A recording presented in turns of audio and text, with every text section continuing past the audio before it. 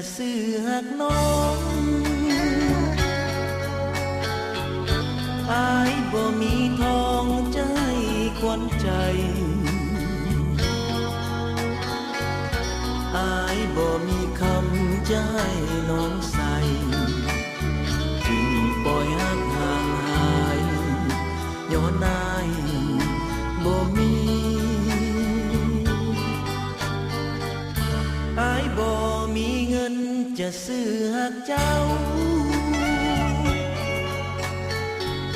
เพราะน้องมัวเมากับความมั่งมีอายบ่มีโลกจะให้น้องขี่บ่ได้เป็นเศรษฐีมั่งมีเงินคำ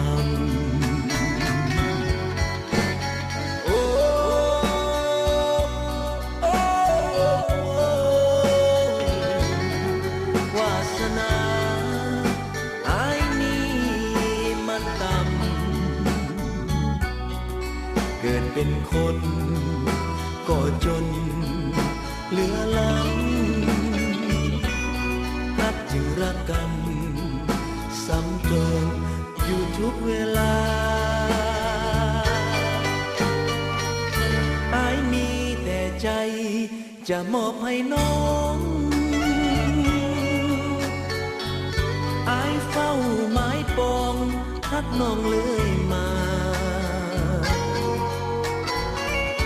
อายมีฮักเดียวเป็นอมตะน้องจงคิดเมตตาเห็นใจ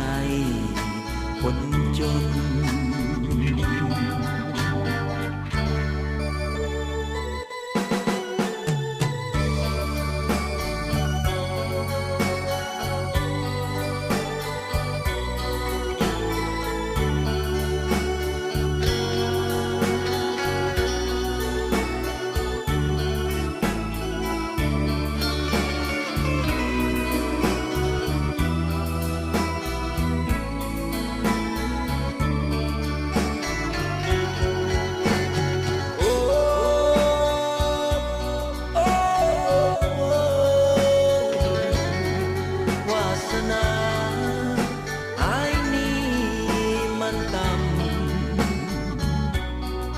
เกิดเป็นคน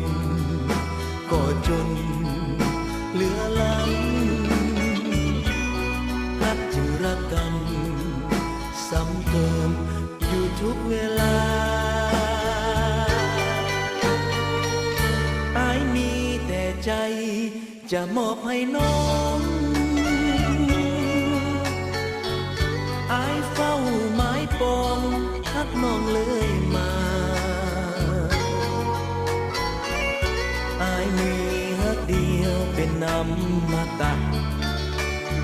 น้องจงคิดเมตตาเห็นใจ